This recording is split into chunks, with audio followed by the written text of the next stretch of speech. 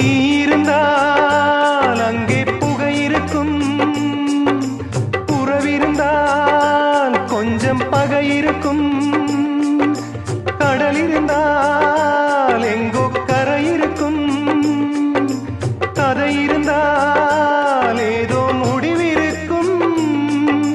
வாழ்வும் வாராமல் சாவும் நேராமல் ரெண்டும் இல்லாமல் மண்ணில் வாழ்கின்றாய். பெண்மை கண்டாலே தாய்மை காண்கின்றாய்.